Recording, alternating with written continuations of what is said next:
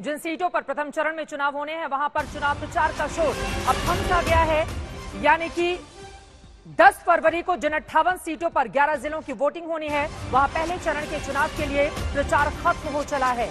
अपने आप में बेहद महत्वपूर्ण ये पहला चरण, हालांकि 2017 में बीजेपी ने यहां कमाल का प्रदर्शन किया था, लेकिन पश्चिमी यूपी में किसान आंदोलन के बाद इस बार की स्थिति थोड़ी अलग है। ऐसे में बीजेपी बार बार कानून व्यवस्था का मुद्दा वहां पर गिना रही है, लेकिन दूसरी तरफ जाट वोट भी एक बड़ा फैक्टर है।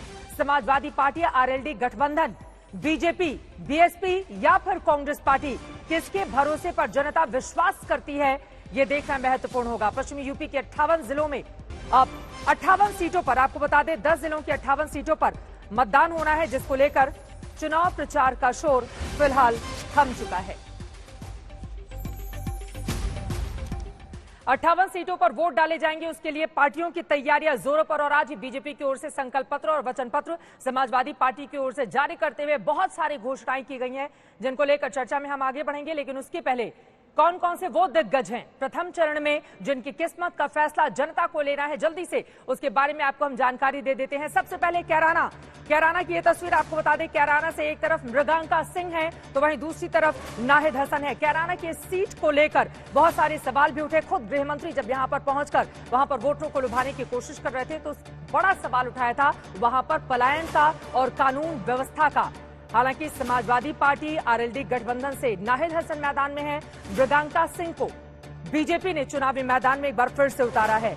आगे बढ़ते हुए बात अगर सरधना की कर लें, ये तो बात हुई कैराना की, आगे बढ़ते हुए सरधना की बात कर लें। संगीत सोम एक बार फिर से भारतीय जनता पार्टी के टिकट पर चुनावी मैदान में है, वहां के विधायक, जबकि दूसरी तरफ अतुल प्रधान जो कि एसपी आरएलडी गठबंधन के उम्मीदवार हैं, वो वहां पर उनको कड़ा मुकाबला देने की कोशिश में है। साहिबाबाद की बात कर लें, गाजियाबाद की साहिबाबाद सीट सुनील शर्मा भारतीय जनता पार्टी की ओर से चुनावी मैदान में है, तो वहीं दूसरी तरफ अमरपाल शर्मा जो समाजवादी पार्टी आरएलडी गठबंधन से यहां पर चुनावी ताल ठोक रहे हैं। ये गाजियाबाद की साहिबाबाद सीट। आगे बढ़ते हुए नोएडा की बात कर ले, हाई प्रोफाइल सीट है, ज्यादातर यहां पर शहरी वोटर हैं। नोएडा में पंकज सिंह जो विधायक है, बीजेपी ने एक बार फिर से उनको उम्मीदवार बनाया है, जबकि दूसरी तरफ कांग्रेस पार्टी की ओर से पंखुड़ी पाठक, जिनके चुनाव प्रचार में खुद प्रियंका गांधी वाड्रा यहां पर पहुंची हुई थी और बड़े बड़े नेता भी नोएडा में चुनावी प्रचार कांग्रेस पार्टी की ओर से करते हुए दिखाई दिए। पंकज सिंह, पंखुड़ी पाठक यहां का मुख्य मुकाबला इन दोनों चेहरों पर। हालांकि समाजवादी पार्टी की भी कोशिश है कि यहां पर वो बड़ी चुनौती पंकज सिंह के सामने पेश करे। आगरा देहात की बात कर ले, बेहद दिलचस्प यहां पर मुकाबला।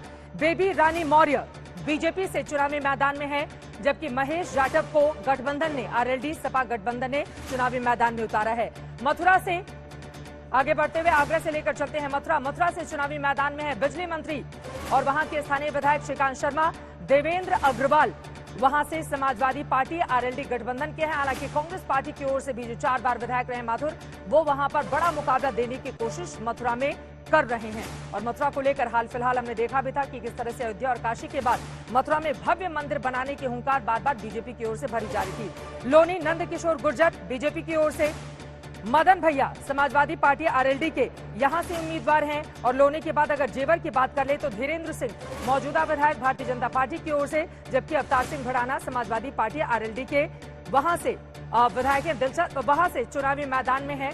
और आपको ये भी बताते चले कि जेवर सीट को लेकर सपा और आरएलडी प्रत्याशी की जिस तरह की स्थिति वहां पर बनी हुई थी वो बेहद महत्वपूर्ण। तो पहला चरण